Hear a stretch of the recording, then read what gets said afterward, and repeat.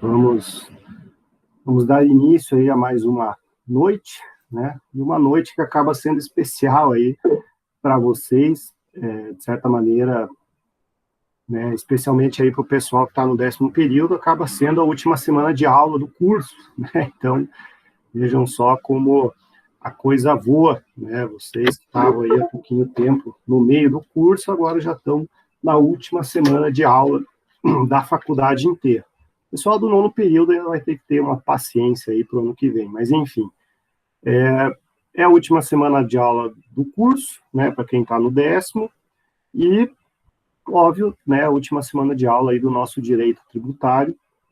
A gente vai encerrar, né, o conteúdo hoje, aquele conteúdo que a gente começou a falar na semana passada. Passada não, né? Já fazem aí 2 semanas que a gente não tem aula. Então, na última semana que teve aula, lá no início do mês, que a gente começou a falar aí do processo judicial tributário, né? Então, temos aí o resto, né, daquela apresentação que faltou para a gente apresentar. Bom, mas antes da gente começar a aula, aqueles recadinhos básicos e importantes para vocês, né? Primeiro, semana que vem, avaliação bimestral, né? Então, avaliação do 2º bimestre. Eu vou apresentar aqui a minha tela, né, que acaba sendo mais produtivo do que vocês ficarem olhando só para a minha cara. Enfim, né, então, semana que vem, né, vocês teriam aula aí, né, no dia 3, não teremos aula. Obviamente, será a semana de provas. Então, no dia 3, aí, que seria a nossa live, é o horário, né, é o período em que vocês terão aberto aí a avaliação do 2º bimestre para realizar, né? Então, o que acontece na semana que vem, exatamente na quinta-feira, exatamente nesse horário de agora, das 19h15 até as 22h15, é o período em que vai estar aberta a avaliação do 2º bimestre, né? Então, está aqui, vocês vão clicar aqui na avaliação do 2º bimestre, e vocês vão resolver, né, as questões que vão abrir aqui, né? Então, vocês vão clicar aqui, ele vai, né, agora ele está indisponível, né, porque ele só vai abrir lá na semana que vem, nesse horário. Então, aqui vocês vão clicar e vão responder as 10 questões, tá? Então, o estilo da prova, o jeito, né, a construção, é tudo múltipla escolha, né? É tudo no mesmo formato, tudo no mesmo sentido, que foi a primeira prova bimestral. Então, são 10 questões, essa prova vai ter peso 60. Então, se são 10 questões, cada prova vale 6 pontos, né? Então, se vocês acertarem todas, vai ter aí uma nota máxima de 60. O resto dos 40 pontos vem da onde? Vem desses trabalhos, essas atividades de frequência que vocês vêm realizando a cada semana. Inclusive, hoje temos a última, né? Então, o que vocês vão fazer? Vocês vão vir aqui na aula de hoje, vão clicar aqui na atividade de frequência, e ela já está disponível para vocês. Ela abriu agora, às 7h15, e vai estar aberta aí até no sábado, às 23h59. Né? Então, vocês vão clicar aqui e vão fazer aí a resolução dessa questão. Então, essas questões, essas atividades de frequência que vocês vêm realizando aí já há algum tempo, né, desde o começo do semestre e agora, né, eu vou computar só aquelas do 2º bimestre, ou seja, depois da semana da primeira prova, né, então nós tivemos aí a primeira prova bimestral na 9ª semana, deixa eu confirmar aqui, isso. Então, na 9ª semana, nós tivemos a prova bimestral do 1º bimestre. Então, as atividades de frequência que serão computadas são as da 10ª semana para frente, né? Então, nós devemos ter aí, né, nós tivemos da 10ª, tivemos 11ª, tivemos 12ª, tivemos 13ª, tivemos, deixa eu ver, 14ª, tivemos, bom, aí a 15ª, 16ª não tivemos, e tivemos a de hoje, vamos ter a de hoje. Então, nós temos 5 atividades de frequência, né? Então, se a gente puxar a calculadora aqui, né, dividir 40 por 5, significa que cada dia Cada atividade de frequência tem peso 8. Professor. Oi, então, diga lá. Eu contabilizei 6 aqui. Eu contabilizei 6. Me confere aqui só. A semana 10, a semana 11, 12, 13, 14 e a de hoje. Isso, 6. Então é 6. Isso, perfeito. Então vamos abrir a calculadora de novo aqui. 40 dividido por 6, 6,66. Né? Então, cada atividade respondida corretamente vai somar 6,66. Né? Então, multiplicados aí por 6, isso aí vai dar 40. O que vocês ainda terão de bônus? Né? Vocês tiveram e realizaram aquela semana multiplicadora, né? Aquela prova que era, né, interdisciplinar, agora virou nome prova multiplicadora. Então, quem fez aquela prova teve uma fração de nota, né? Então vai ser um pouquinho diferente dos últimos semestres. Então não é quem fez ganha ponto, não. A pessoa fez, ela, conforme o desempenho dela, ela vai ganhar uma pontuação, que pode ser de 1 a 10, né? Então vocês podem receber, né, o 0, 1 até 0, né, até 1 ponto, ou como a nossa média é até 100, então seria de 1 a 10, né? Então o professor Rafael mandou aí um e-mail com uma tabela.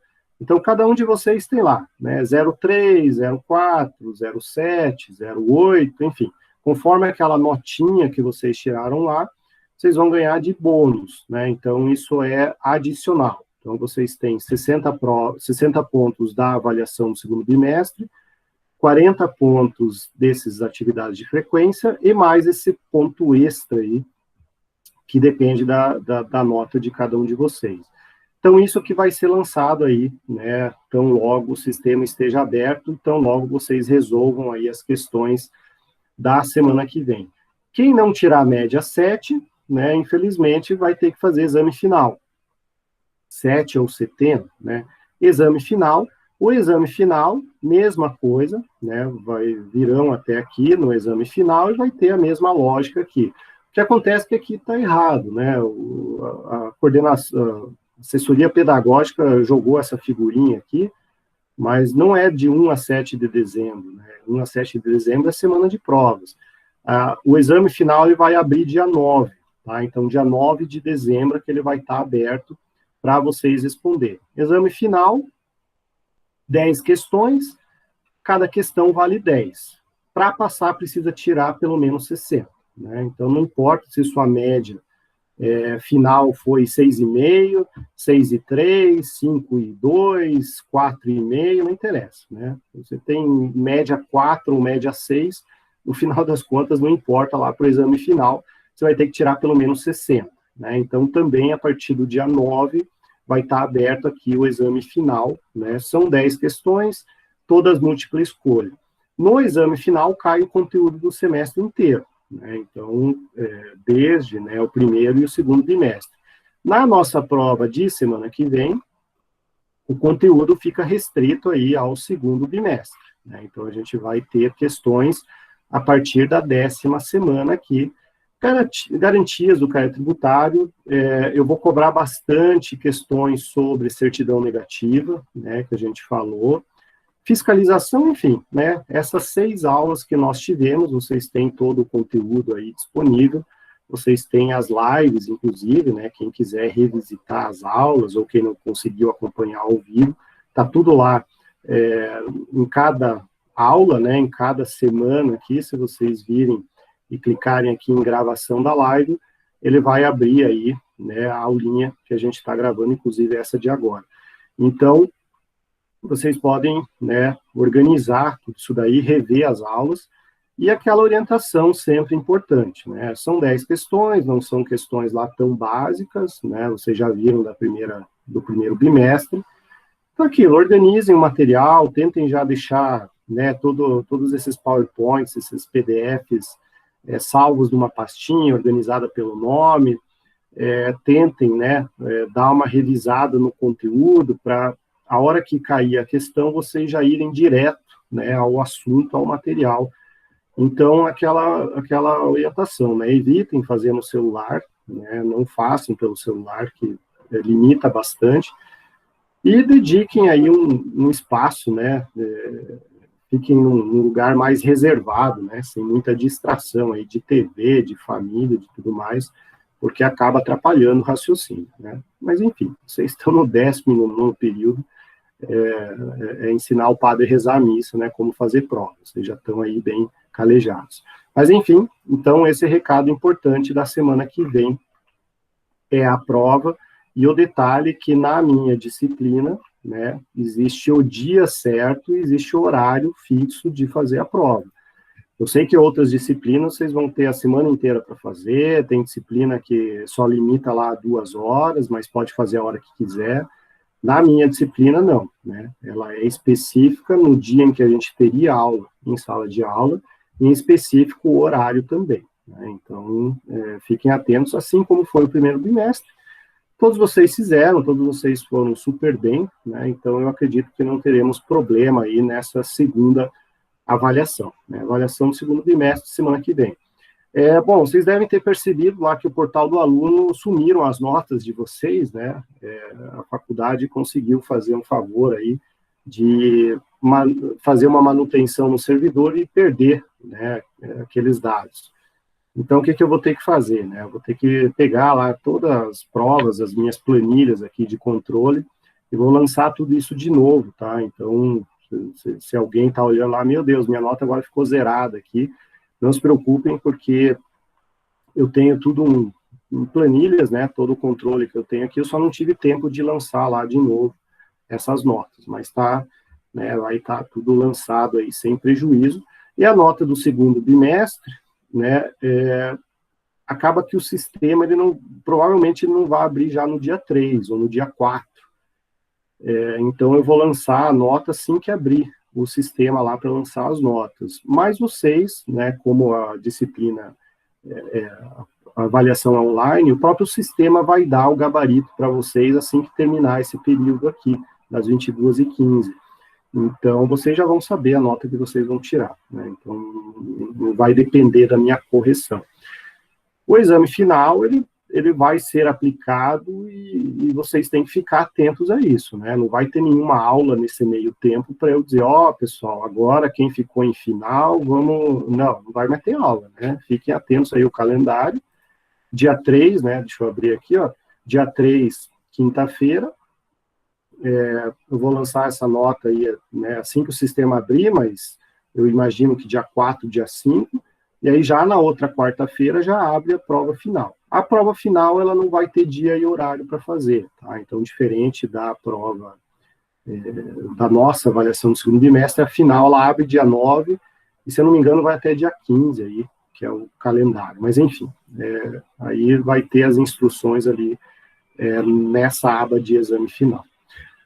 Bom, esses são os recados, essas são as considerações aí importantes que vocês têm, né, para a semana que vem. Essa semana, a gente precisa terminar o conteúdo, né, e apesar dessas 2 semanas aí sem aula, né, a gente teve o TCC, que, aliás, dá os parabéns aí para vocês, né, acho que, pelo menos os que eu vi, todos foram aprovados, então, parabéns aí, é um passo importante, né, o TCC, vocês viram, e alguns de vocês sentiram na pele, não é tão fácil, não é aquela coisa de só fazer de conta que está aprovado, teve, né, alguns embates aí bastante sérios, e alguns trabalhos foram bem rigorosos, né, alguns professores nas avaliações, mas enfim, eu acho que na média aí está todo mundo, né, aprovado nesse TCC. Mas aprovar no TCC, estar aprovado no TCC, e, né, de alguma maneira, alguns, que agora a prova da OAB está limitada, né, não está tendo, mas se porventura alguém já passou na OAB, não significa que não precisa tirar a média e passar na disciplina. Cuidado que reprove, tá? Eu dou aula, né, eu sou tutor aí nos períodos especiais também das minhas disciplinas, e sempre tem, né, 2 ou 3 aí que sempre gosta de pegar dependência, inclusive no 10º período. Então, né, como dizem lá no interior de Santa Catarina, não avacalhem, né, não chutem o balde aí, ou não larguem os bets, né, enfim, tem mais uma semaninha. Vocês estudaram 5 anos, né? Mais uma semaninha aí não vai matar ninguém. Então, deem aquela última respirada e avancem aí para a gente poder sequenciar, né? Para vocês seguirem a vida profissional de vocês. Muito triste, né? Um aluno não conseguir colar grau, um aluno ficar aí com a perna presa na faculdade por uma disciplina, porque, por exemplo, né, não estudou para uma prova, não fez a prova, né? Então, é chato, mas assim, reprova. A regra do jogo é essa, né? E vocês já perceberam, né, pelo menos comigo aqui, eu não estou fazendo de conta que estou dando aula e não estou fazendo de conta que estou avaliando. Não, né? A coisa segue no mesmo ritmo, no mesmo grau de dificuldade de qualquer período. Bom, então chega de sermão, né? Vamos aí ao conteúdo de hoje, para a gente encerrar de uma vez. O que a gente estava vendo na última aula, quando teve a última aula, né, lá na 14ª semana, a gente viu o processo judicial tributário. E aí a gente tem esse material aqui de apoio, e ele é uma apresentação com 34 slides, a gente viu até o 19º slide, né, que a gente falou da ação de consignação em pagamento. Hoje a gente termina de ver esse slide, essa apresentação, e a gente vai dar um destaque aí, principalmente para a execução fiscal e embargos à execução, né? Então, o que acontece? O processo judicial como um todo, e a gente já falou isso na última aula, ele não tem um código de processo em si, né? Então, o processo judicial se vale das regras gerais aí de processo civil, mandado de segurança, ação de consignação em pagamento, tem um pouco até no Código Civil. Então, a gente se vale dessas regrinhas aí do CPC, em sua maioria, com exceção da Lei de Execução Fiscal, né? A Lei de Execução Fiscal a gente vai ver agora na sequência. Mas, enfim, antes da gente chegar na execução fiscal, a gente tem a ação de repetição de indébito, né? Então, vejam, essa ação aqui também é uma ação do contribuinte, né? A gente vem falando de várias ações sempre do contribuinte até agora.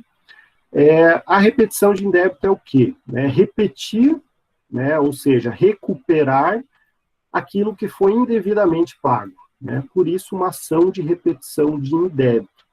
E aí o CTN ele acaba trazendo aqui uma disposição, né, de quando que isso caberia, mas na prática cabe toda vez que você pagar um tributo indevidamente, né? Então, seja pelo pagamento espontâneo, né, você pagou, achou que tinha que pagar, aí passa ali um meio ano, um ano, algum advogado, né, você recebe algum advogado, ele conversa com você, você pensa, putz, eu paguei aquilo, então não precisava?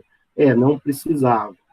Aí o que surge? O teu direito de entrar com uma ação para pedir de volta aquele dinheiro, né? Então, são as hipóteses do artigo 65. Pagamento indevido, quando a própria procuradoria, quando o próprio Fazenda Pública, ele acaba cobrando coisa equivocada, né? Ele cobra um valor maior do que devia, ele cobra um valor de você, e não era você o responsável por aquele pagamento, enfim. Mas não deixa de ser um pagamento indevido, né? Qual que é a teoria por trás disso? O tributo é uma obrigação legal, uma obrigação fixada em lei. Aquela lógica lá do direito civil, inclusive, se você pagar mal, você paga 2 vezes, não se aplica no direito tributário. Direito tributário ou paga ou não paga. Se você não paga e pagou, né, se você pagou por erro do próprio Fazenda Pública, ou por desconhecimento, ou porque você digitou errado o número, isso não significa que você perdeu. Não.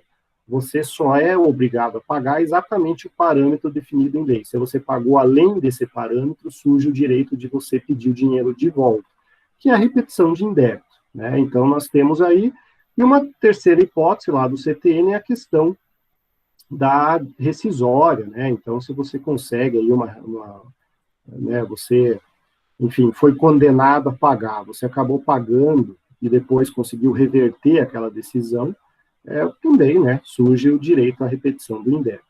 O grande ponto é qual é o prazo para isso, né? Qual é o prazo que você tem para repetir esse dinheiro, cobrar de volta?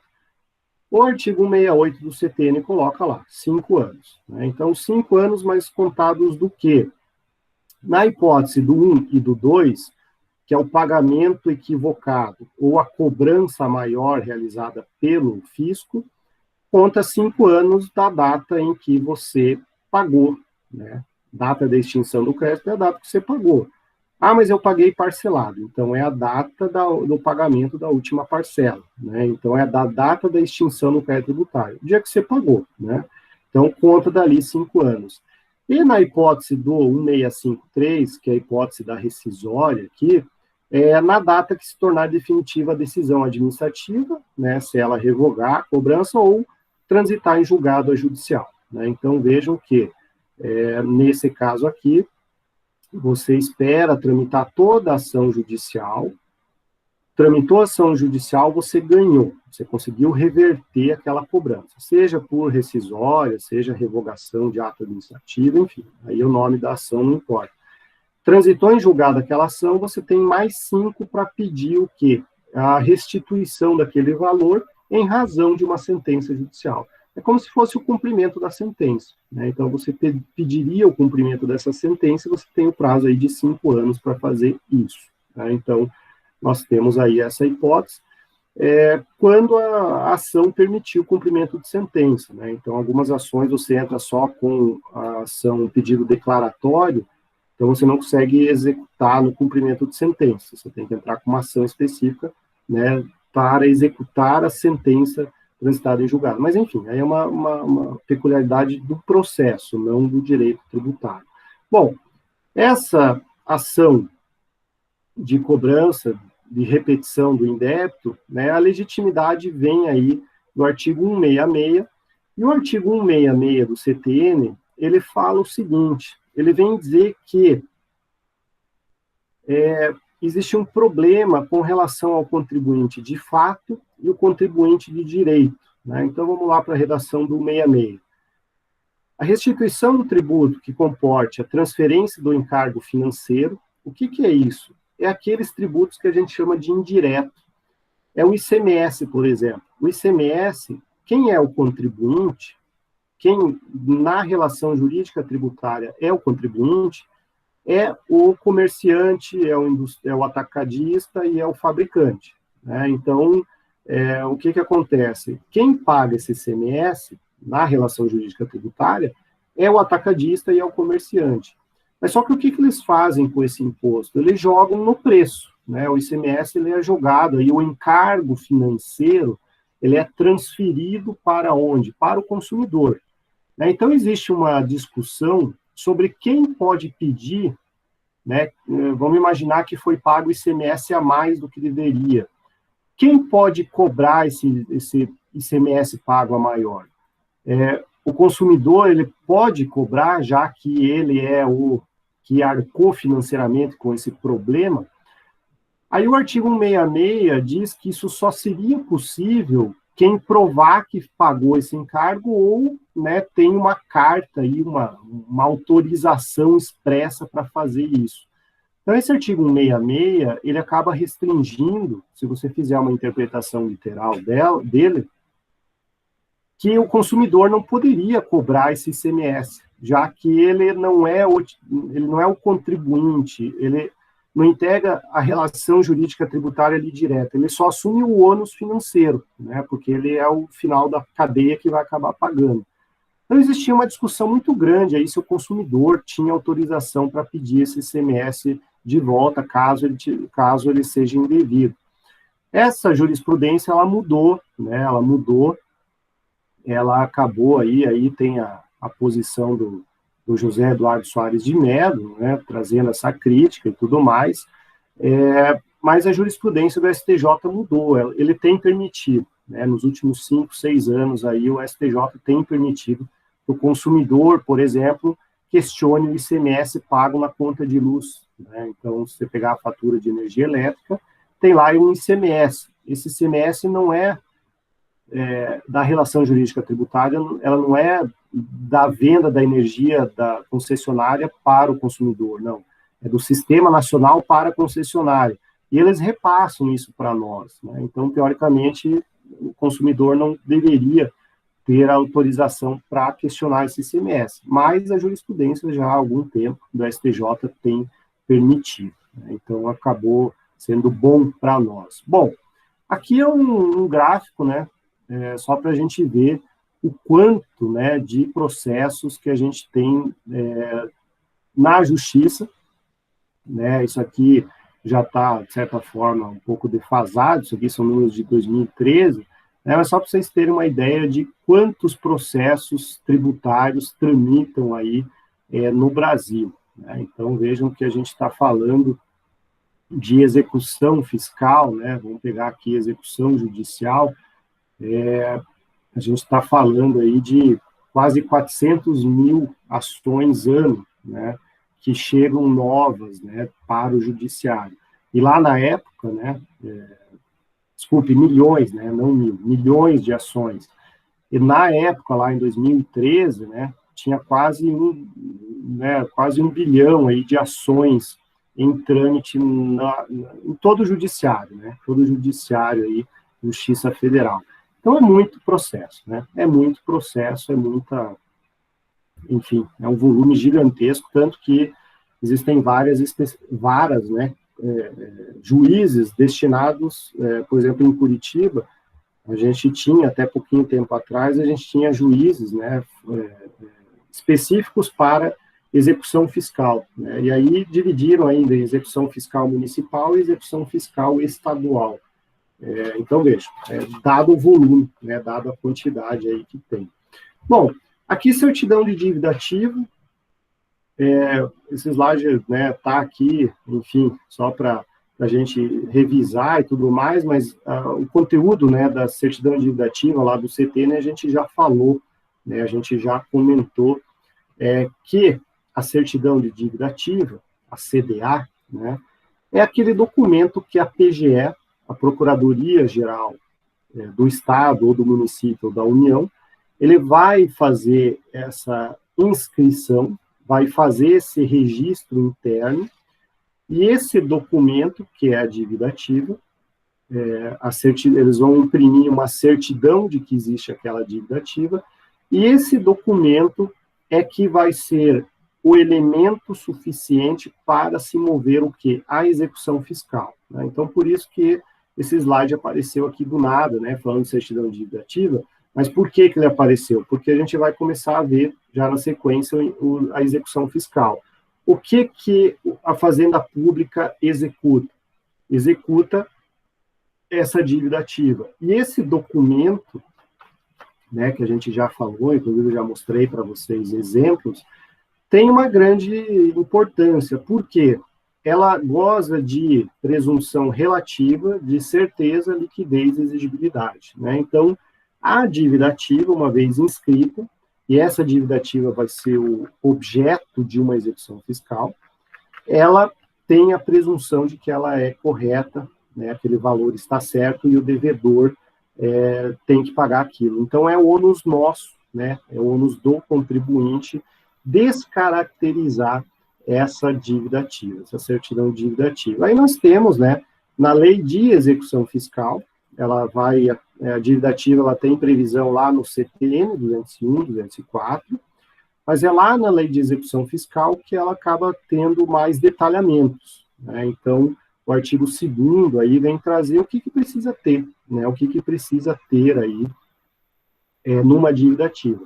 Basicamente, aquilo que a gente falou, né, já na aula que a gente tratou disso. Tem que trazer quem é o devedor, quais são os valores, né, os prazos, as datas, os termos, né, a origem, natureza e fundamento legal, então tem que estar o dispositivo legal, né, o artigo de lei e tudo mais, como que isso é corrigido monetariamente, e aí a data, o número de inscrição, o número de um processo administrativo que tratou daquilo, né? Então, esses são requisitos necessários aí de uma dívida ativa, que na prática, né, é um formulário, são tabelas aí que Estado, União e municípios têm já pré-formatados. Eles vão lá e só preenche aqui, o computador, né, já imprime isso tudo pronto. Então, essa dívida ativa é que vai ser o objeto de uma execução fiscal, né? A execução fiscal, ela tem um prazo para ocorrer, né? Qual é o prazo para ela ocorrer? O prazo para ela ocorrer é contados de 5 anos a partir do lançamento definitivo. A gente já falou disso, né, lá no artigo 173, a gente falou, né, que o prazo é de 5 anos contados do lançamento definitivo.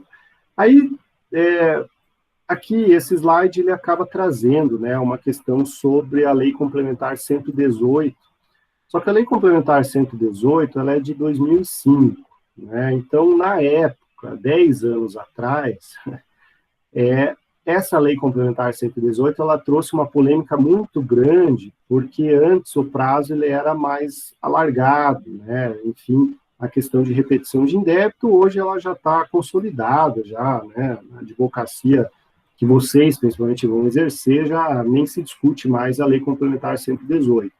Mas, enfim, ela trouxe uma alteração no artigo 173 do CTN, que acabou dando também mais efetividade à execução fiscal. Porque o que acontece? Antes da Lei Complementar 118, a interrupção do prazo prescricional da execução fiscal ocorria com a citação efetiva do executado, né? Então, o que acontece? O fisco entrava com uma execução fiscal, essa execução fiscal era autuada, era distribuída, o juiz dava o despacho determinando a citação, e a interrupção da prescrição só acontecia se houvesse a citação do executado. Então, o que acontecia, né, até 2005? Todo executado ele se escondia da citação, né, porque enquanto ele não era citado, o prazo prescricional estava correndo, né? Então, era muito comum a pessoa se esconder dessa citação de maneira que, né, fosse aí depois alegada uma prescrição. A Lei Complementar 118 mudou isso daí e falou que não, que o que interrompe a prescrição é o despacho do juiz que ordena a citação, né? Então, houve uma mudança aí para evitar esse povo que se escondia, né? Se escondia da citação. Hoje não. Hoje o despacho do juiz já é suficiente para interromper a citação, a prescrição, assim como é no novo CPC, né? A gente tem aí no processo de execução em geral. Bom, aqui, né, traz essa discussão, né, que eu acabei de explicar, artigo 173 contra o artigo 8º da lei, que até a edição da Lei Complementar 118 era na efetiva citação, né? Agora não, agora já tem desde 2005, né? Então vejam que o marco, né, que mudou essa legislação é em junho de 2005, ou seja, a gente está falando de 15 anos atrás, então, há 15 anos atrás, isso aqui era, né, todo mundo, fiquem atentos, cuidado, tal, com a Lei Complementar 118. Hoje em dia, né, específico para vocês aí que estão começando, isso aí já não, né, enfim, já não tem muita mais pertinência. Bom, outro ponto que é importante da execução fiscal é a tal da prescrição intercorrente, né? A gente já comentou sobre isso quando a gente falou sobre prescrições, né? A gente comentou no finalzinho daquela aula sobre a prescrição intercorrente. Como a disposição está aqui na Lei de Execução Fiscal, a gente né, relembra disso daqui, como é que funciona, né, a prescrição intercorrente.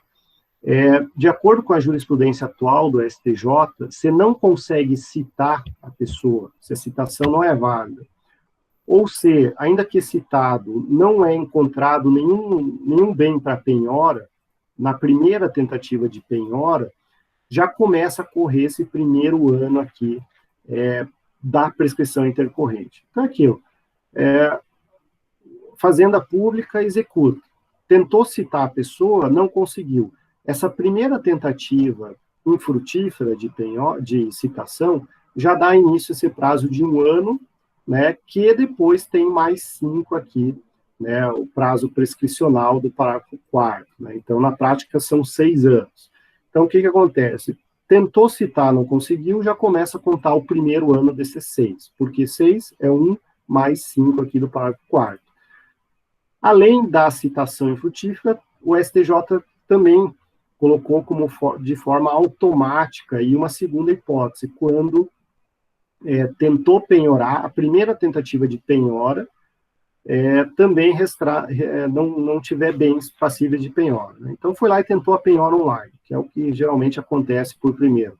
Não tem saldo em conta bancária, não penhorou nada, já começa a contar aí esse primeiro ano dos 6 para a prescrição intercorrente, né? Então, o STJ deu uma acelerada nisso daqui, porque antes tinha que esperar tentar todas as tentativas de penhora online, né? Então, penhorava online, depois penhora de veículos, depois penhora de imóveis, depois tentava penhora no local, né, em loco e tal. Aí que começava a contar esse primeiro ano. Então, os processos de execução fiscal, muitos deles ainda existem, né, essa jurisprudência de 2 anos atrás só, processo que não acaba nunca, 20 anos, e a empresa já não existe mais, o sócio às vezes já morreu, enfim, não tem mais nada, né, não tem patrimônio, e aquela execução fiscal fica lá, né, patinando, e então o STJ deu uma acelerada, né, para dar uma eliminada aí nesse acervo que não acaba nunca. Mas, enfim, está lá no artigo 40, prescrição intercorrente.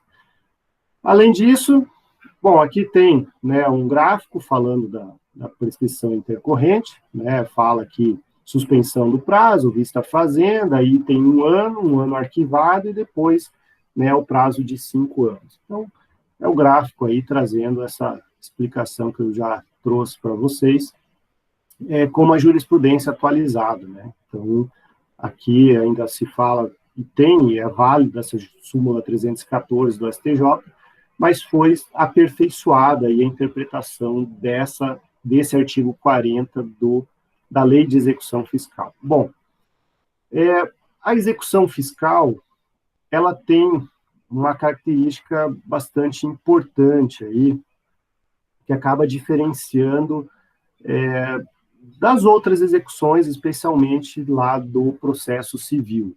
O que acontece? Você, né, nós, contribuintes, sempre somos os réus aí, né, de uma execução fiscal. Então, o que acontece? A execução fiscal vem por meio da citação, e a lei de execução fiscal, ela é bastante rígida, ela fala assim, ó, uma vez você citado, você tem 5 dias, e aí é 5 dias contados da citação e não da juntada do AR nos autos, então é o dia que você recebeu lá a cartinha ou oficial de justiça, você tem 5 dias para tomar 2 providências. Providência 1 é pagar, né? Então você tem que pagar. Providência 2 é indicar bens à penhora, né? Então vejam que quando que eu vou indicar bens à penhora? Eu vou indicar bens à penhora quando eu quero discutir aquele débito, né? Se eu não tenho, né, discussão nenhuma e eu pretendo pagar, eu vou lá e pago, né? Não tem sentido eu garantir a execução né, só por garantir. Não, a garantia e a execução é pressuposto aí para poder entrar com a defesa, que a gente já vai falar aí, que é o embargo da execução. Então, a execução fiscal, ela é bastante séria. Uma vez citado, você tem 5 dias, ou paga ou garante a execução. Ah, professor, e se eu não fizer nenhum nem outro? Aí começam os atos de constrição do patrimônio. Penhora online, penhora de veículos, penhora de imóveis, penhora de faturamento, enfim, aí tem todas as hipóteses lá do CPC, né? Então, nós temos aí 2 hipóteses, uma de pagar ou a segunda hipótese de garantir essa execução. E aí vem uma grande discussão na garantia da execução, que é o artigo 11 da Lei 6830, Lei de Execução Fiscal. A Lei 6830, ela fala o seguinte, que, como ordem da execução fiscal, tem aquela ordem de bens, né? Então, nós temos lá o dinheiro, em primeiro lugar, depois bens, veículos, né, imóveis, aí nós temos pedras preciosas, enfim, tem um rol de itens que podem ser penhorados. E aí existia, né, há um tempo atrás, uma discussão de quem é que tem preferência nessa ordem. Eu, enquanto devedor, eu posso indicar o bem que eu achar que vai ser menos oneroso para mim, enquanto devedor, ou quem tem a prerrogativa de indicar essa ordem é o fisco, é a Fazenda Pública, porque a execução tem que satisfazer o débito, né, o crédito tributário. Então, existia uma grande discussão aqui, né, que esse slide resume, lá do CPC antigo ainda, que nós tínhamos lá o artigo 620, que falava que a execução sempre tinha que ser menos onerosa para o devedor e tudo mais, só que essa discussão aqui ela foi superada pelo STJ, o STJ falou e mudou esse entendimento, né, nos últimos 10 anos, aí, 10 anos atrás, o STJ mudou essa lógica que está aqui no slide. O STJ hoje considera o quê?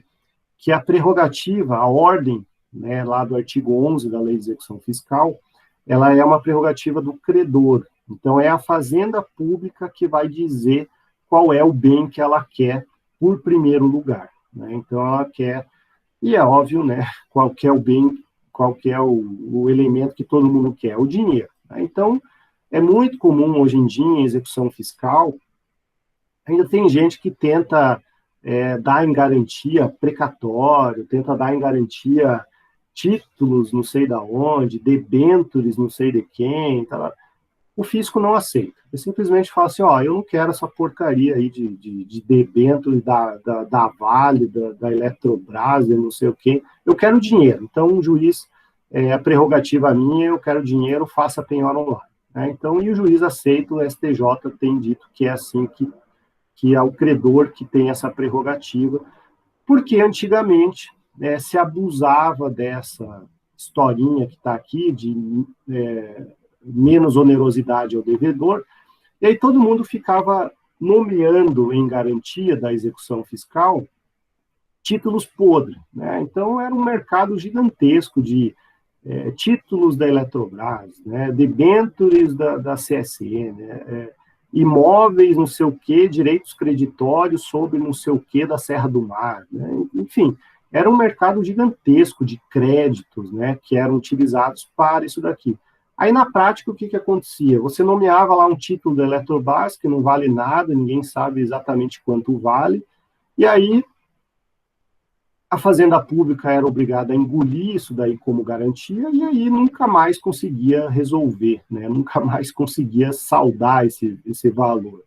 Então, inverteu a lógica, né? Hoje, quem diz o que quer é a Fazenda Pública, e ela sempre quer o quê? Dinheiro. Dinheiro, e hoje, né, com o CPC atual, nós temos uma segunda modalidade que a lei coloca, a jurisprudência tem aceito, que é o seguro, né? O seguro garantia judicial, lá do artigo 835, parágrafo 2º do CPC. Então, são as duas hipóteses aí que você pode caminhar com mais segurança. Ou depositar em juízo o dinheiro, porque é o primeiro, né, é o que a Fazenda quer, ou segundo, esse seguro aí, esse seguro garantia judicial, que também é aceito pela jurisprudência, porque está lá no CPC, e o CPC fala expressamente que ele equipara a dinheiro, né? Então, nós temos duas hipóteses para garantir a execução. E por que a gente garante a execução, né?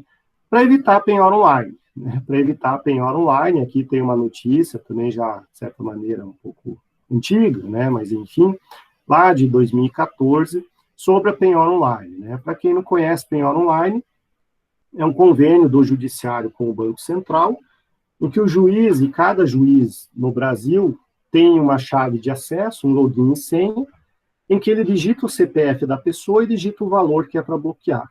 Essa ordem vai lá para o Banco Central, o Banco Central vai simplesmente olhar todas as aplicações financeiras em instituições bancárias oficiais e vai bloquear aquele valor indicado naquele CPF, né? Então, essa é a penhora online. Basicamente, né, o Banco Central bloqueia o dinheiro em qualquer banco oficial aí, da noite para o dia, né? Essas ordens, elas são colocadas aí no sistema, elas são processadas ao longo de 24 horas, né? Então, a gente, uma vez que o juiz insere o comando, isso é processado no início, durante a madrugada, e essa ordem se estende aí, né, para o próximo dia útil, para a instituição financeira dar cumprimento. Então, tem banco que faz isso sempre antes do expediente, tem banco que já fica fazendo isso ao longo do dia, mas, enfim, é sempre uma ordem pontual. não é como muita gente tem medo de que uma vez determinada penhora online, você fica com a conta, vamos dizer assim, com a boca aberta esperando cair dinheiro, né? Então, daqui a uma semana você deposita dinheiro lá, vai lá e pega. Não, essa ordem de bloqueio, ela é sempre pontual, ela acontece sempre no dia que foi determinado, né? Ela não se estende indefinidamente. Para pegar daqui a uma semana, o juiz tem que pedir novamente, né? Então, na prática, é só no dia. Só no dia. O que pode acontecer é você pedir várias vezes, né? Você pode pedir hoje, pode pedir daqui a 2 meses, se o juiz autorizar, ele vai fazendo, vai fazendo, vai fazendo. E aqui tem alguns números, né? Quantos de valores e acessos foram realizados lá em 2014. Isso aqui já é um valor bem maior, né? Bem maior, porque é o sistema aí que todo mundo usa, enfim. É extremamente benéfico isso aqui para o credor, né? Porque antes dessa penhora online aqui, ninguém recebia dinheiro nenhum, né? Era um terror, e o credor nunca recebia nada. Mas, enfim, para que eu garanto uma execução fiscal? Porque a execução fiscal, a única maneira de eu contestar a execução fiscal é por meio de uma outra ação, que corre por dependência à execução fiscal. E essa ação se chama embargos à execução, né? E como requisito para eu poder ajuizar esse embargos à execução, eu preciso ter garantia da execução, né? Então, veja lá, artigo 16, parágrafo 1º. Não são admissíveis embargos antes de garantida a execução. Se eu não garantir a execução fiscal, eu não posso questionar aquele débito por meio de embargos à execução. Eu sou obrigado a garantir para poder entrar. É um requisito de admissibilidade dessa ação. O embargos à execução é um processo de conhecimento, tá? É um processo, é uma petição inicial. A única peculiaridade do embargos à execução é o nome, né? Primeiro é o nome, mas também o fato de ele tramitar em apenso, né? Ele é vinculado à execução fiscal. E o detalhe é que você precisa garantir a execução, né? O resto, tirando essas peculiaridades, é uma petição inicial. É uma petição inicial que vai ter custas, é uma petição inicial que tem citação, é um processo que vai ter provas, é um processo que vai ter perícia, é um processo que vai ter sentença, que vai ter apelação, que vai ter acórdão, que vai ter recurso especial, extraordinário. É um processo inteiro. O único detalhe é que, né, você vai estar discutindo necessariamente a validade daquela execução, né, o mérito daquela execução fiscal. Então, você sempre vai estar questionando aí a dívida ativa, né? Você vai tentar desconstituir a dívida ativa. Mas esse é o meio oficial aqui para a gente questionar a dívida ativa. E eu tenho um prazo bastante exíguo, né, bastante curto para eu entrar com esse embargos à execução. Ele é no prazo de 30 dias. Contados do quê? Vejam só, do depósito em juízo. Cuidado, aqui é da data que você faz o pagamento, e é 30 dias, não é um mês, tá? Tem mês que tem 28, tem mês que tem 31, então são dias, né? Do depósito, não é da data que você juntou o depósito, não é da data que o juiz disse, ok, teu depósito está legal, não, é da data que você pagou. Então, você vai lá, deposita esse valor, você já começa a contar os 30 dias, né? O dia que você pagou mesmo. A outra hipótese, da fiança bancária, do seguro, né? Então, vejam, aqui é do dia que você protocola a prova da juntada. Aqui também é do protocolo, não é do dia que o juiz concordou com aquela fiança bancária, não, é do dia da juntada. A única hipótese em que é da intimação, né, que vem pela publicação, são as demais hipóteses, né? Então, penhora aí de imóveis, penhora de veículos, ou qualquer outra penhora que não seja depósito ou fiança bancária. Aí sim, né, o juiz vai dar um despacho, ele vai dizer que concorda, e aí ele te intima para dar início aí, né, oferecer os embargos. Então, tem esse grande detalhe, né? Cuidado dos 30 dias aqui é automático, né, do depósito, principalmente e do fiança bancária. Bom, o que você vai fazer com esse processo chamado embargo de execução fiscal? Você vai visar aí a desconstituição da CDA, né? Bom, esse embargo de execução é uma ação autônoma, né? É uma ação, enfim, é um processo de conhecimento, é um processo ordinário, normal, que só recebe o nome de execução fiscal, embargos à execução fiscal. O detalhe, assim, esse embargos à execução, ele suspende a execução fiscal, né? Aí existe uma certa discussão, né? Mas o entendimento é que sim, né? O embargos à execução fiscal, apesar de ele, né, não ter uma disposição expressa na Lei 6830, que é a Lei de Execução Fiscal, existe uma interpretação aí analógica pelo CPC, né, que quando os embargos à execução estão garantidos, né, o juiz poderá, em âmbito tributário, né, esse poderá, ele tem que ser entendido como deverá ser suspenso. Por quê? Né? Por que quando a matéria tributária a gente entende isso aqui como deverá suspender? Porque em matéria tributária a gente tem o artigo 151 do CTN, e o artigo 151 do CTN tem lá, né, uma disposição expressa falando que o depósito, né, ou a garantia integral do débito é causa da suspensão da exigibilidade do tributo, né? Então, vamos lá, pegar o artigo 151, deixa eu voltar aqui. Ó, vejam só. Suspende a exigibilidade do crédito tributário, o depósito do seu montante integral. Então, vejam, lá no CPC, diz, né, que o juiz pode suspender a execução. Mas em matéria tributária, o depósito, né, ele é entendido como causa de suspensão da exigibilidade. Automaticamente suspende a execução, né? Então, na prática, em direito tributário, sim, suspende. O detalhe é que a lei de execução fiscal, e a execução fiscal não serve só para débitos tributários, né? A gente já falou disso. A execução fiscal serve também para cobrança de multa ambiental, né?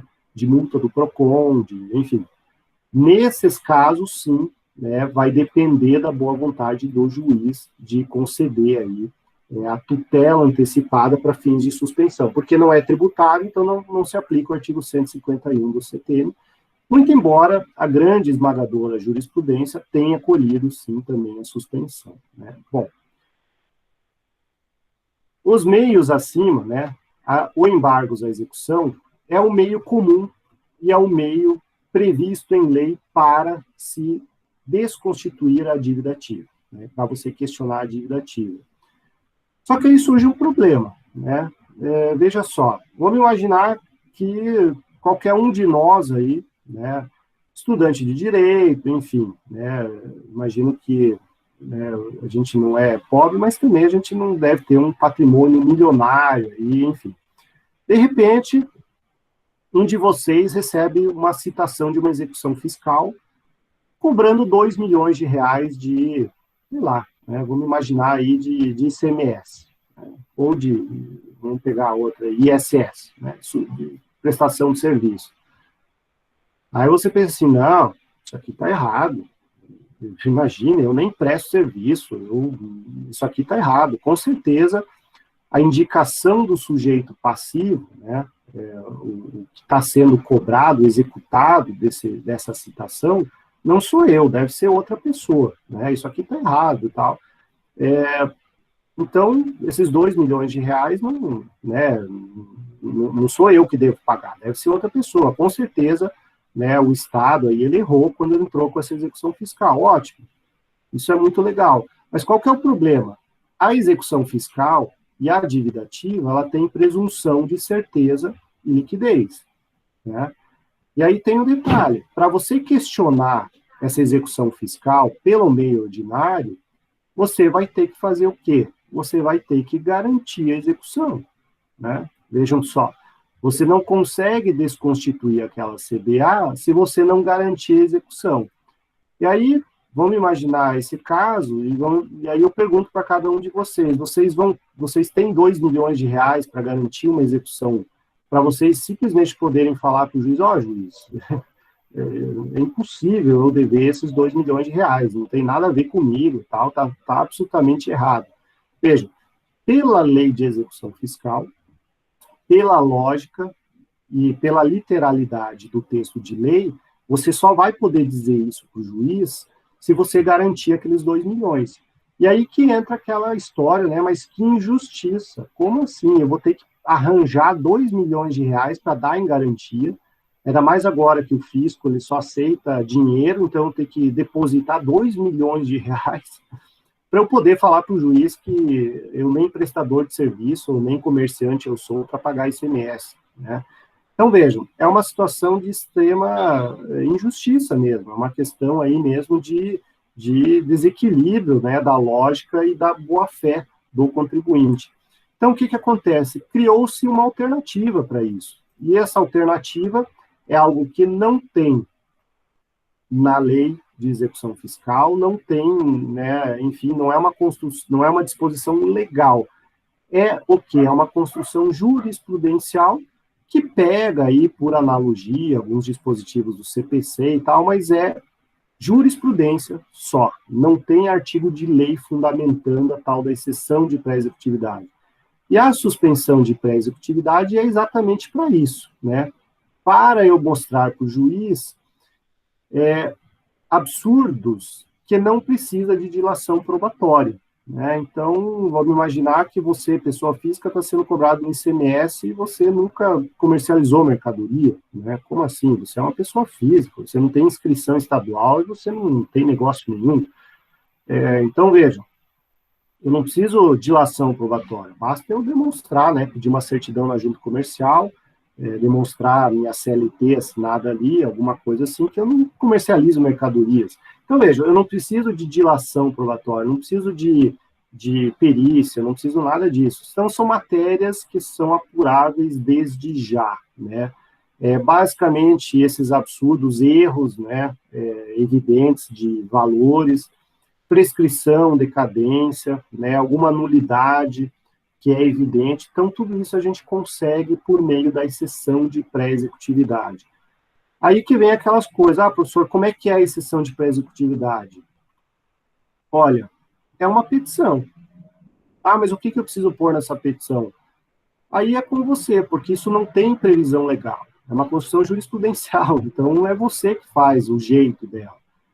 Mas eu preciso pagar custas? Não, porque não tem previsão legal. Isso aí é jurisprudência, é um recurso, né, uma defesa que a jurisprudência concedeu para nós. Então, é aquilo lá, qual é o prazo para entrar com a exceção de pré-executividade? Não tem prazo. Precisa ser nos 5 dias? Não. Precisa ser nos 30? Não. Pode ser daqui a meio ano? Pode. Então, assim, a exceção de pré-executividade é um grande coringa aí. Por não ter previsão legal, você pode, né, e ela é bem maleável. Então, a exceção de pré-executividade traz aí essa carta na manga para quem atua em direito tributário, para poder, né, discutir esse tipo de situação. E aqui tem uma jurisprudência do STJ, né, falando sobre isso e tudo mais,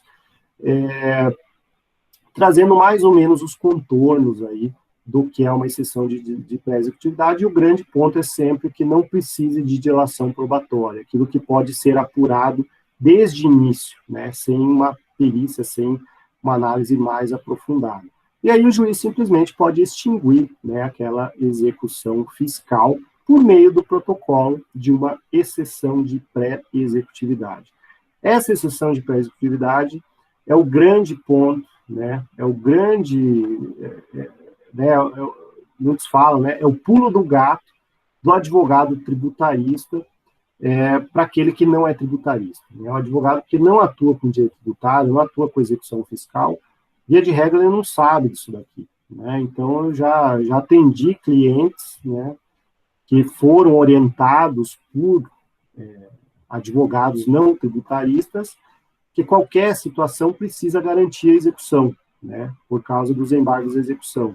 E, né, muitas vezes esse cliente não foi lhe dado a alternativa da exceção de pré-executividade aí, que é o grande pulo do gato para esse tipo de situação, né? É uma situação mais restrita, mas é uma situação que, vou dizer que, né, eu vou dar um exemplo bastante banal que aconteceu agora, faz um ano comigo, de um cliente que eu atendo, simplesmente na execução fiscal, na inscrição em dívida ativa, a Fazenda Pública duplicou os débitos, né? Então tem lá a dívida ativa, e na dívida ativa tem o campo lá que vai dizendo as competências, né? Competência e valor, competência e valor.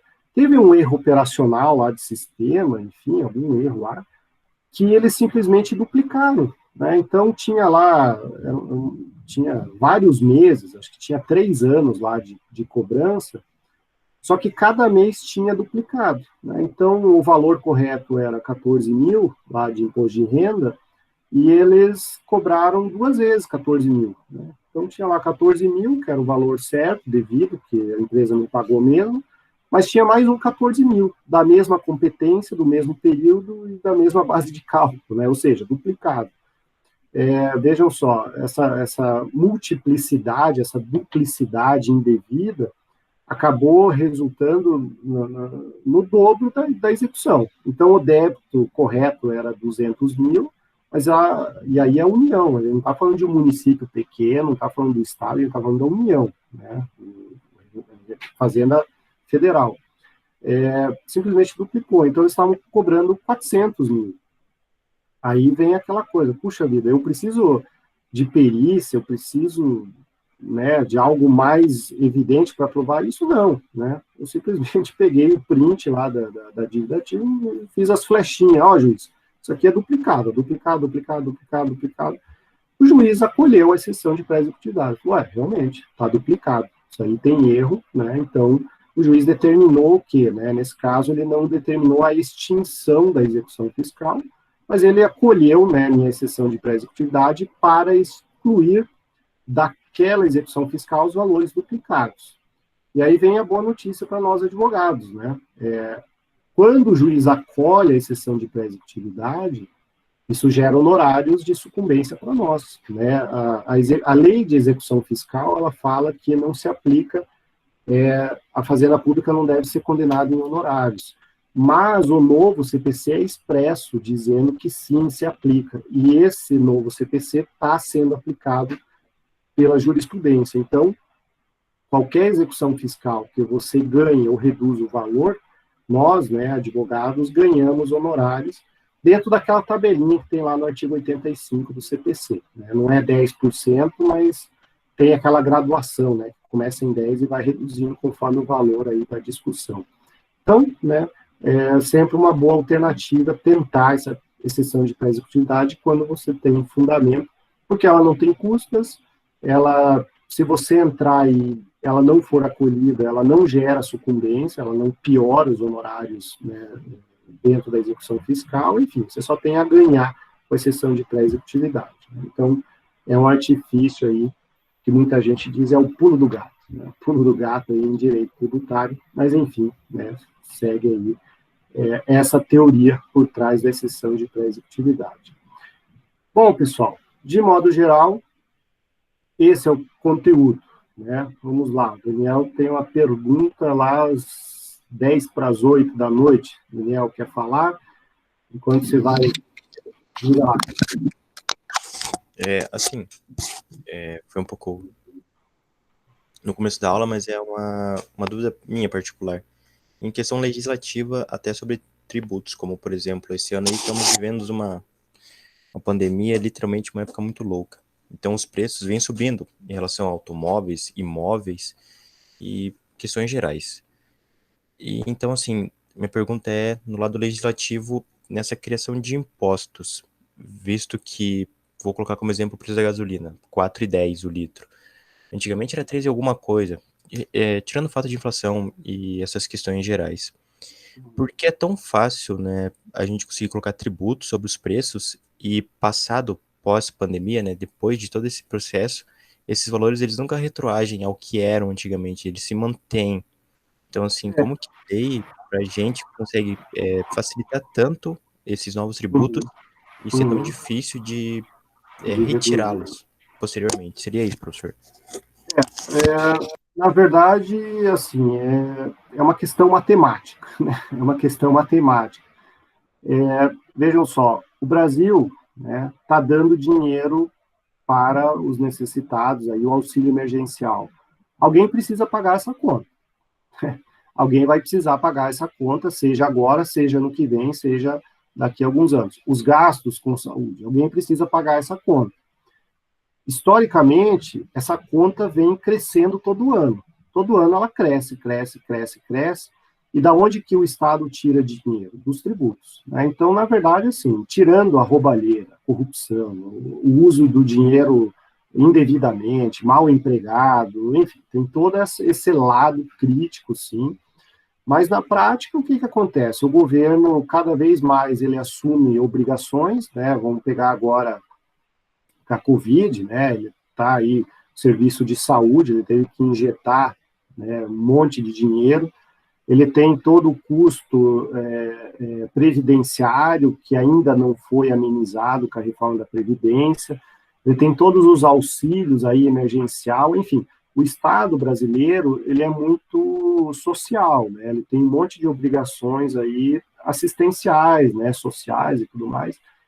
E isso demanda dinheiro, né? Isso demanda dinheiro, e aí eu faço uma crítica até para alguns aí, né, até peço desculpas se acontece com vocês, mas, por exemplo, né, por que a prefeitura é que precisa roçar a grama da calçada da casa das pessoas, né? Por que não é o próprio proprietário que vai lá e cuida da calçada ali do jardim, enfim, da graminha que está ali?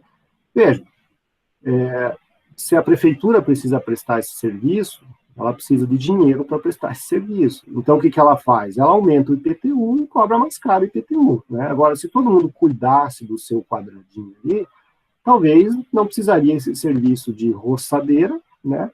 E aí você pagaria um pouquinho menos de imposto. Então, esse é um dos problemas também do brasileiro, né? Muito brasileiro, ele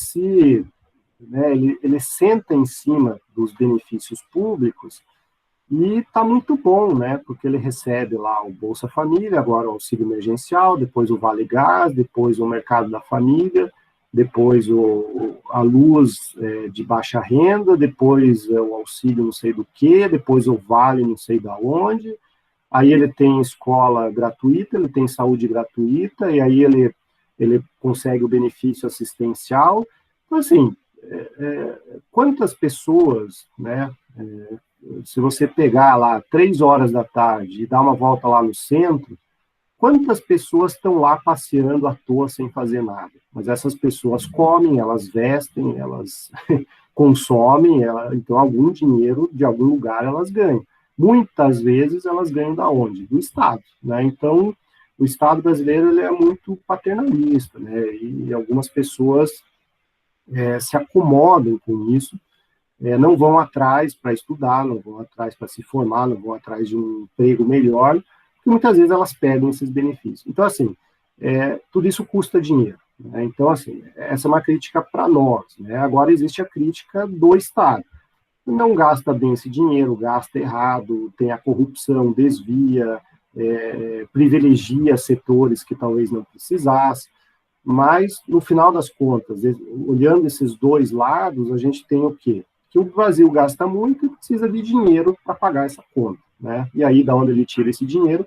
Dos impostos, né? Então, todo mundo fala, inclusive, né, de vez em quando nos jornais, aí da reforma tributária. Ah, ufa, vamos reformar os tributos, a gente vai pagar menos tributo. Esqueçam, tirem essa ideia da cabeça. Reforma tributária talvez vai facilitar o pagamento, né? Vai facilitar a cobrança, vai reduzir o trabalho do contador, mas não vai reduzir a carga tributária, não. Infelizmente, a expectativa aí de que ela só aumente, especialmente, né, em razão aí dos gastos com a pandemia. Então, assim, nós consumidores pagamos por isso, né? E aí o Daniel deu o exemplo da gasolina, né? Talvez 1/3 ou 40% aí do custo da gasolina é tributos. Mas, enfim, né? Esses tributos estão indo, né, para algum lugar, aí, para algum benefício. Então, é um problema estrutural, né? Não é um problema pontual, é algo que já vinha e vai continuar aí se acentuando. quando alguns governos, e aí eu vou dar, né, elogiar o Bolsonaro, mas só nisso, tá? Não pense que eu goste dele, mas enfim, por exemplo, ele quer desestatizar os Correios. Veja, os Correios é um custo gigantesco para o Estado brasileiro. Né? Por que o Estado brasileiro precisa ficar mantendo os Correios? Né? Então, vejam, talvez se vender os Correios ou outras empresas, enfim, né, o Brasil não gaste tanto, então ele não precisa aumentar os tributos. Então, veja, é um raciocínio aí de custo-benefício, né? Para que o Estado brasileiro mantém os Correios para ele? Né? Por que ele não passa isso para a iniciativa privada? Não tem sentido manter só para o governo. Isso gera um custo, é um déficit. Né? Mas a gente paga caro para postar uma carga. Sim, nós contribuintes, nós que somos usuários, pagamos caro, mas qual é o grande cliente aí dos Correios? É o Poder Judiciário, as intimações judiciais e tal, e o Poder Judiciário, via de regra, não paga essas intimações, né? Eles são imunes aí, porque é relacionado aí aos 3 poderes. Então é um custo, né? É um custo e a gente está pagando, os tributos estão custeando aí esse né? O Correios é um exemplo, né? Então temos vários outros aí. Mas enfim, é um problema que a gente pode passar 5 horas conversando e todo mundo tem seu lado, sua opinião, mas é um problema estrutural que, na minha visão, a carga tributária não vai reduzir, né? E pior, está tendendo a aumentar, né? A aumentar, infelizmente. Bom, pessoal, se não tem mais perguntas, se não tem mais nenhum comentário... Professor, Oi, eu de novo, agora... Já obrigado, né, pela resposta a essa questão. Agora, uma outra questão, até parecido com essa, semelhante, porém no raciocínio da nossa aula de hoje. Por exemplo, aumenta-se os tributos, né? Você falou um pouco mais do lado social ali, também do lado legislativo, sanou minhas dúvidas.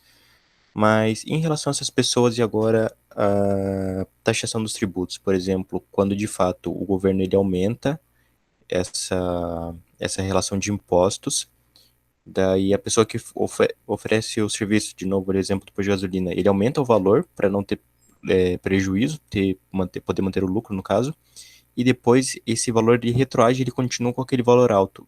Uma máfia, né, por assim dizer. O Estado, ele consegue quantificar, contabilizar isso e pegar esses impostos de volta, ou isso se passa como, de fato, uma máfia? Daí seria só isso, professor, por hoje.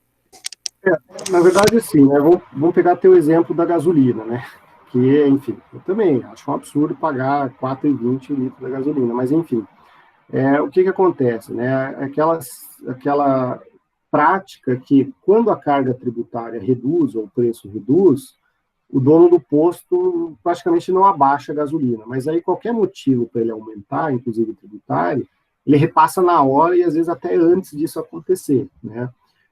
Só que aí é uma questão de empresarial, estratégia empresarial, que não afeta aqui o direito tributário. O tributo ele vai continuar sendo cobrado igual. O que vai mudar é a margem de lucro desse empresário, e aí existe aquele problema, né, aquele acordo de empresários de todo mundo aumentar ao mesmo tempo. Né? Então aí a gente tem aí a gente pode cogitar aí, né, algumas práticas anticoncorrenciais, né, o aumento artificial do preço, o conluio aí para prejudicar o mercado, enfim. Mas aí é o direito concorrencial, né, que possui alguns instrumentos aí para combater isso daí. Aí foge do direito tributário. Né? Lá no direito concorrencial tem, mas é algo bastante limitado, bastante reduzido. O Ministério Público, às vezes, pega no pé desse povo, né, que faz esse tipo de combinação de preço, né, mas é algo bem a prova é muito difícil, né, a comprovação disso é muito difícil, tanto que isso continua acontecendo, né, já se discutiu muito, né, quando a gasolina, né, algumas situações ela aumenta, a cidade inteira aumenta igual, o mesmo preço, todo mundo... Né? Então, o Ministério Público já entrou com algumas ações, mas nunca teve êxito aí, porque esse direito concorrencial ele é muito subjetivo, em algumas situações, e aí o empresário traz lá a planilha de custos dele, ele coloca lá, ó, eu preciso pagar isso de tributo, eu tenho esse custo, blá, blá, blá, então a minha margem, né, desses 4,20 para o dono do posto sobra só 20 centavos por litro, por exemplo. Então, assim, a culpa é dele? Não, é o custo da gasolina, é o custo disso, daquilo, blá, blá, blá. Então, na prática, a punição, né, efetiva acaba sendo difícil. Né? Mas existem instrumentos, sim, mas lá no direito concorrencial, não no direito tributário. O tributo vai ser cobrado naquele patamar, naquela mesma base, né, que não é o, né, que acaba não variando muito conforme o preço final, né? Ele varia mais na base de cálculo ali, de um preço da refinaria, vamos dizer assim. Então, tem toda essa questão aí. Bom, pessoal, então agradeço, né? Sucesso aí para todos vocês, agradeço a presença, né, cada um de vocês. Esse ano, né, bastante conturbado, esse semestre inteiro aí a gente não se viu, a gente, enfim, né, essa pandemia afastou aí, né, todo mundo das faculdades, enfim, a gente está nesse formato online, não é o ideal, não está longe de ser aquilo que a gente gostaria. O curso de Direito, ele precisa dessa presença em sala, a gente, né, precisaria desse contato, mas, enfim, o necessário, o suficiente e o que é, né, para vocês tiverem algum sucesso aí nessa carreira, prova da OAB, concurso e tal, em direito tributário, a gente conseguiu passar. Né? Então, espero, né, desejo tudo de bom para vocês. Não esqueçam da atividade de frequência, não esqueçam da avaliação do segundo bimestre. Quem ficar, faça o exame final, né, mas eu espero não precisar fazer, né, nenhum período especial, nenhuma dependência de nenhum de vocês, né, espero que vocês se formem logo. Aí, pelo menos, é a vantagem desse online, né, ninguém está tendo prejuízo temporal, né, vocês vão conseguir se graduar aí na previsão inicial. Então, espero, né, e aí eu sempre brinco, né, espero vê-los no tribunal, né, no bom sentido, espero vê-los aí atuando, né, como juristas, né, advogados, magistrados, enfim, na carreira jurídica, espero vê-los no tribunal no sentido de vê-los advogando, atuando, né, trabalhando com o direito. Né? Então, todo o sucesso do mundo para vocês.